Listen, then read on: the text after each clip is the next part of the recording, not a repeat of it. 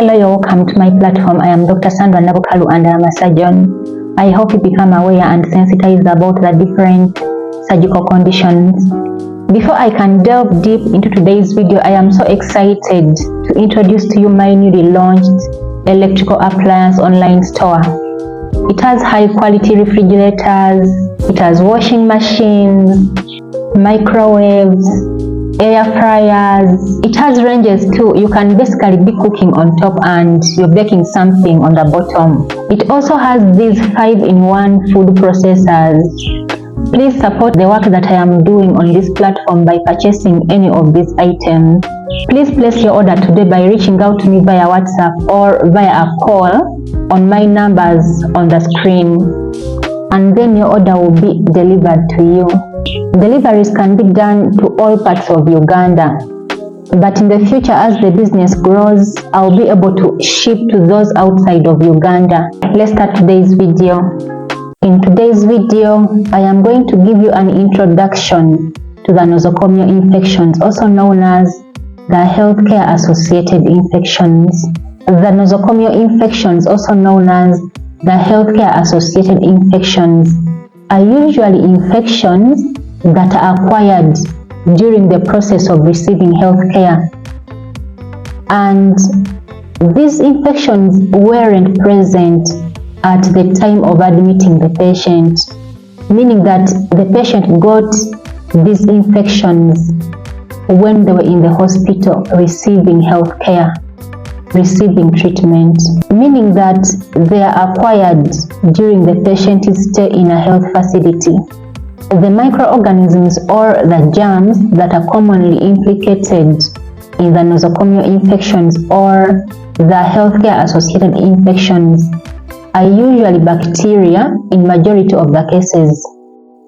However, the patient can also be infected with the fungi and the viruses. The bacteria that are commonly implicated in the nosocomial infections or the healthcare associated infections include the gram-positive bacteria, for example, the Clostridioids difficile, which by the way is the commonly implicated bacteria, the coagulase negative staphylococci, the Staphylococcus aureus, the Streptococcus species, the Enterococcus species, the gram-negative bacteria, for example, those from the Enterobacteriaceae family. These include Escherichia coli, Klebsiella pneumoniae, Proteus mirabilis, and Klebsiella oxytoca. The Enterobacter species, for example, Pseudomonas aeruginosa, Actinobacter baumannii, and Burkholderia species. There is another group of bacteria called the multi-drug resistant bacteria, and these are usually associated with a high mortality rate. The patients that get infected with these bacteria tend to die majority of the time. Examples include the methicillin resistant Staphylococcus aureus, the vancomycin intermediate Staphylococcus aureus, the vancomycin resistant Staphylococcus aureus, the Enterobacteriaceae with extended spectrum beta-lactamase production, the vancomycin resistant Enterococcus, the carbapenem resistant Enterobacteriaceae, the Actinobacter species, and the drug resistant Pseudomonas aeruginosa. During hospital stay, the patient can as well be infected by another microorganism, a germ called a fungus. The commonly implicated fungi include the Candida species, for example, the Candida albicans, Candida parasilosis, Candida glabrata, Candida auris, and another fungus called the Aspergillus fumigatus. Sometimes the patients can be infected by viruses, for example, HIV, hepatitis B virus, hepatitis C virus, especially in a setting of unsafe needle use. The patient can be infected by other viruses, for example, influenza, rhinovirus, cytomegalovirus, herpes simplex virus, and the rotavirus.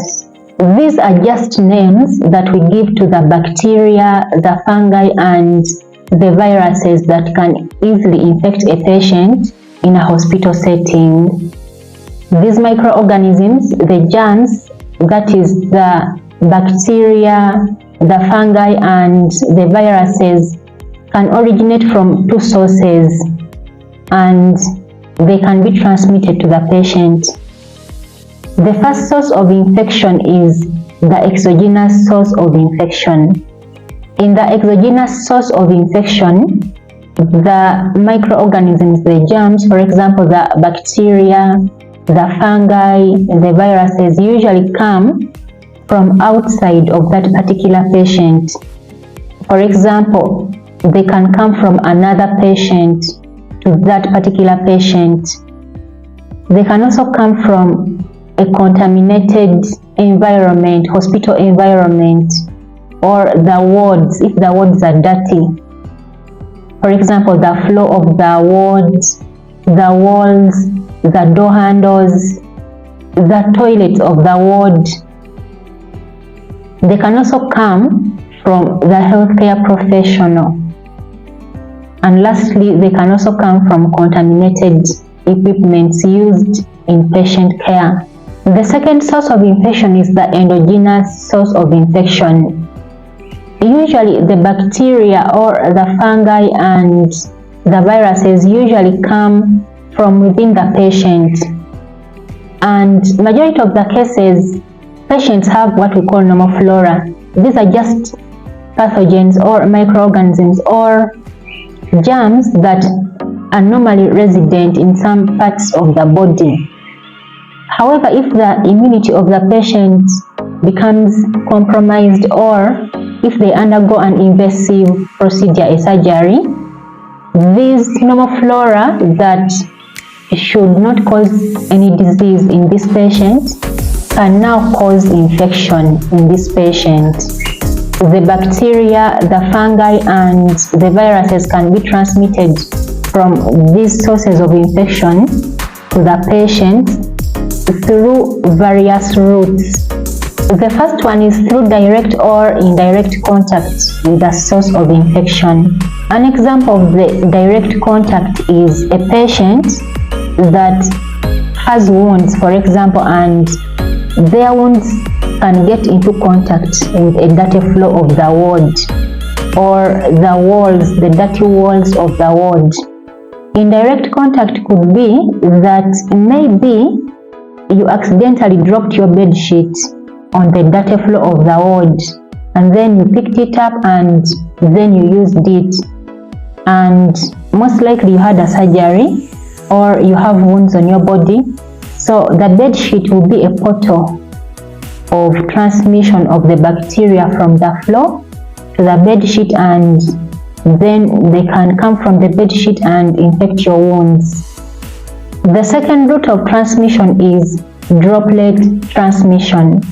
In droplet transmission, the microorganisms, the germs, are transmitted from the respiratory tract of the patient and they can easily reach another person, especially if that person is in close proximity with the infected individual. For example, less than 3 feet apart. In droplet transmission, the droplets are usually more than 5 microns in size. The third route of transmission is airborne transmission.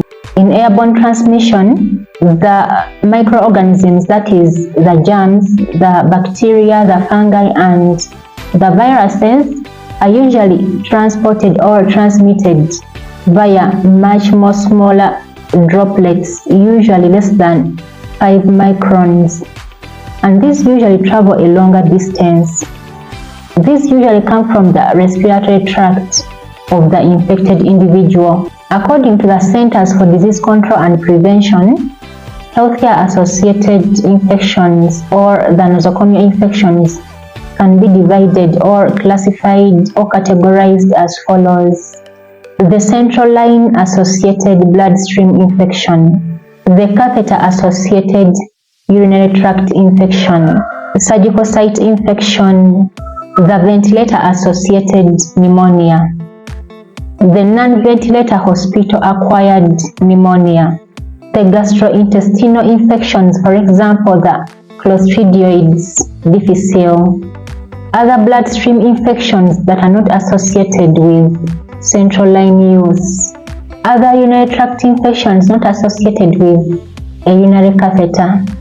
The nosocomial infections or the healthcare associated infections can also be classified or categorized according to the system that has been affected. For example, we can have the eyes, ear, nose and throat infections. We can also have the lower respiratory tract infections. For example, tracheitis, that is inflammation, irritation of the trachea, the windpipe.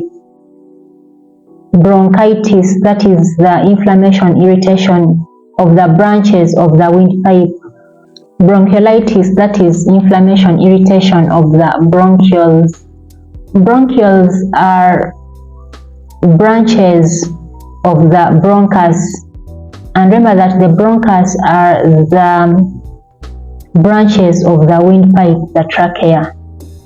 There can also be a lung abscess, that is collection of pus in the tissues of the lung, and there can also be pyothorax. Pyothorax is when there is collection of pus in the sac that lines the lungs, the pleura. The patient can also develop empyema or pyothorax, collection of pus in the sac that lines the lungs without any evidence of pneumonia. Pneumonia is infection of the lungs, by the way. There can also be skin and soft tissue infection, cardiovascular infections, bone and joint infections, the central nervous system infections, and the reproductive tract infections, that is infections in your private parts.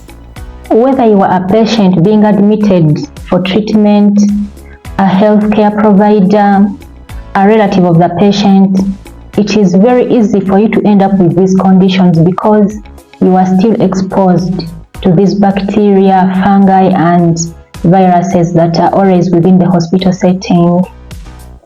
I will be back to talk about these healthcare associated infections. I do care about them because they also affect the patients, the surgical patients that have been admitted for surgical treatment, even those that come to the surgical OPDs. And they also affect the healthcare providers and the relatives attending to the surgical patients. So it is very important that everyone gets to know about these conditions.